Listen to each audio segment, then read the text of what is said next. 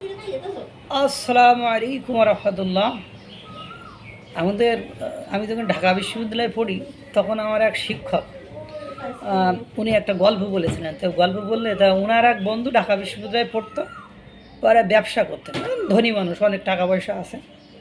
তো ও একদিন ঢাকা বিশ্ববিদ্যালয়ের ওই আর্টসে ঘুরতে, তা স্যারের রুমে গেছে দেখা করতে। তা স্যারেরা বলতেছে যে দোস্ত, ছেলেটা বিশ্ববিদ্যালয়ে পরীক্ষা দিয়েছিল, তা তো চান্স হয়নি, আর আমারও খুব বেশি আগ্রহ ছিল না। এখন এই মনে কর এই ঢাকা বিশ্ববিদ্যালয়ে মরা হাতি হয়ে গেছে। এখন সে আগের নাম যশ সুনাম আগের মতো নেই। তো তখন আমাদের এই স্যার খুব ট্যালেন্ট এবং খুব যুক্তিবাদী। তো উনি বলছেন যে দোস্ত, মনে করো এই ঢাকা বিশ্ববিদ্যালয়ে একটা মরা হাতি ও মরি পড়ি আছে, আর প্রাইভেট বিশ্ববিদ্যালয়ে একটা ছাগল। ওই ছাগল মনে করো ওই মরা হাতির পায়ে যে যাচ্ছিলো, তাই ঘাড় উঁচু করি দেখতেছে যে এ এত বড় প্রাণী কে মরি পড়ি আছে। আর হাতি মরলুর লাখ টাকা, বাঁচলুর লাখ টাকা, মানে এর মূল্য কখনো মানে জীবন্ত অবস্থায় যেমন মারা যাওয়ার পরেও একই। এটা বন্ধুকে আর কি অ্যাঙ্গেলে বাড়ি দিল। তা আজকে আপনারা জানেন 1432 শুভ নববর্ষ। নববর্ষ উপলক্ষে বিশেষ করে ঢাকা বিশ্ববিদ্যালয় চারুকলা ইনস্টিটিউট থেকে আগে যেটা মঙ্গল শোভাযাত্রা হতো, সেই মঙ্গল শোভাযাত্রায় আপনার মঙ্গল শোভাযাত্রার এখন আনন্দ শোভাযাত্রা হয়েছে, বর্ষবরণ আনন্দ শোভাযাত্রা। সেখানে আবার নববর্ষের ঐক্যতান, ফ্যাসিবাদের অবসান, এই স্লোগান দিয়ে তারা উদযাপন করবে, সে আয়োজন চলছে। গত বছরে এত সময় মনে হয় বেরিয়ে গেছিলো, এবার সে যে লোকজন তেমন আসতেছে না মনে হলো, এই জন্য এখনও বের হয়নি। তা সেখানে সবার আগে যে দানবীয় যে প্রতিকৃত বা মুখাকৃতি, সেটা হলো সাবেক প্রধানমন্ত্রী, মাননীয় প্রধানমন্ত্রী শেখ হাসিনা। সে হলো ফ্রন্ট লাইনে।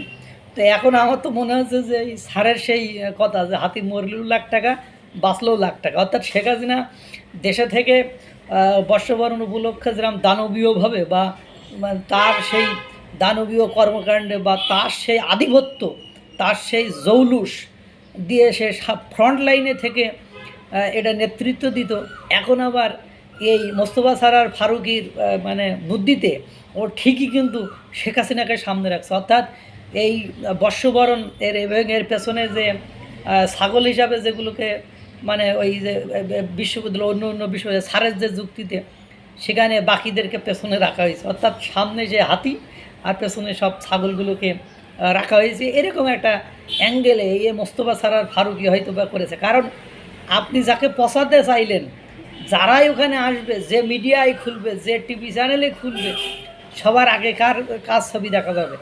ওই যে আপনার শেখ হাসিনার ছবিটাকেই সবাই দেখতে পাবে।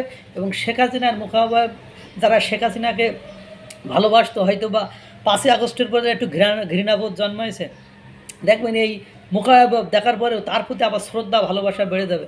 ওই যে একটু এখানে কেন বললাম, কারণ আপনার ওই মোস্তফা সরয়ার ফারুকী খালেদ মহিউদ্দিনের টকশোতে যেও খালেদা জিয়ার বা ওইরকম একটা মুখাকৃতি বা খালেদা জিয়ার ওটা কার্টুন বা প্রতিকৃতির কথা বলেছেন, সেটা একটু আগে দেখলাম আমি।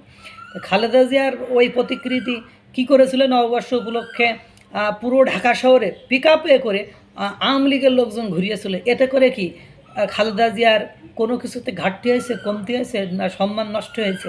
সেই সময় আপাতত দৃষ্টিতে মনে হচ্ছে যে খালেদা জিয়ার মানে অপমান করে তারা খুশি হয়েছে, কিন্তু দুর্ভাগ্য হলেও সত্য যে বর্তমান সময়ে এসে খালেদা জিয়ার পপুলারিটি, খালেদা জিয়ার নেতৃত্ব সবাই কিন্তু মেনে নিয়েছে, যে দুঃসাহসিক কর্মকাণ্ডকে প্রশংসা করেছে। তেমনি দেখবেন একসময় এই মুখাকৃতি, এই চিত্র, এই স্মৃতি, এই দানবীয়ভাবে উপস্থাপন করতে যে তাকে দানবীয়ভাবে ফেরত নেওয়ার জন্য তাকে স্বাগতম জানানো, এইগুলো দেখবেন গোদের উপর বিস্ফোরা হয়ে দাঁড়াবে। মনে লিখে রাখেন, ভালো লাগবে, দেখবেন পরবর্তীতে দেখবেন এই ঘটনাগুলো ঘটছে। কারণ আমরা এগুলো একটু বোঝার চেষ্টা করি, কারণ আপনি যেটাকে খারাপভাবে উপস্থাপন করেন বাংলাদেশের মানুষ কেন পৃথিবীর মানুষের, যেমন নাচ গান ইসলামের দৃষ্টিতে হারাম, কিন্তু কিছুদিন আগে যেখানে গাজায় লক্ষ লক্ষ মানুষ মারা যাচ্ছে, গণহত্যা চলতেছে, সে জায়গায় আপনার মনে করেন সৌদি আরব সেদিকে খেয়াল না করে তারা কিন্তু ডিজে পার্টি করতেছে, তারা কিন্তু উদ্দাম নৃত্য করতেছে। তো এখন কথা হলো যদিও উদ্দাম নৃত্য ডিজে এগুলো কি ইসলামে জায়েজ নয়, তারপরেও কিন্তু তারা করতেছে। এই জন্য আপনি যাকে খারাপভাবে উপস্থাপন করলেন তাকে যারা মানে মানে ভালোবাসতো আগে, হয়তো বা জুলাই গণ অভ্যুত্থানের প্রতি যে কোনো কারণে তার প্রতি একটু খারাপ অনুভূতি সৃষ্টি হয়েছিল, এই দানবীয় চিত্র দেখে মনে হবে যে এর একজন মানুষকে এভাবে বিকৃতভাবে উপস্থাপন করলো, তাহলে এ তো তার প্রতি আবার শ্রদ্ধাবোধ ভালোবাসা বেড়ে যাবে।